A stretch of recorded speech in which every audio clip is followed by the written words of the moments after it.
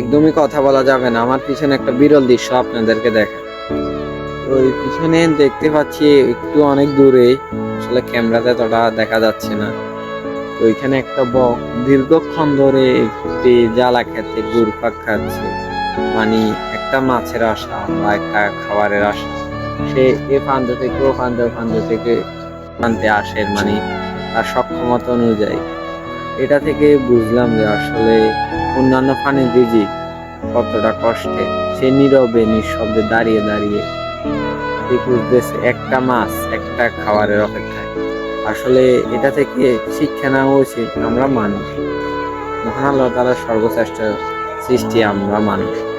আমাদের রিজিক আল্লাহ কত সহজময় করে তুলেছে, তাও আমরা আল্লাহর উপরে কত অসন্তুষ্ট, কত রাগান্বিত। অনেকে আজকে খাইলে আবার এক সপ্তাহ পরে কি খাবো ওইটা নিয়ে আমরা কত হাহাকারি।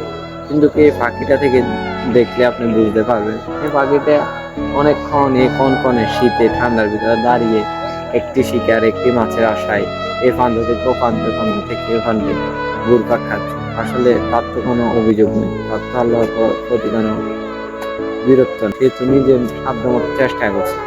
তাই আমরাও ঠিক একই পন্থা অবলম্বন করবো। আমরাও কি আছে ভাগ্যে ওইটা ভেবে আমরাও চেষ্টা করে যাবো। আসলে আল্লাহ জানে আমাদের সামনে কি আছে, সফলতা কত। তো ওই আল্লাহর উপরে রাগান্বিত হওয়া যাবে না, নারাজ হওয়া যাবে না। হ্যাঁ, এটাই শিখবেন এই পাখিটার দিকে তাকান।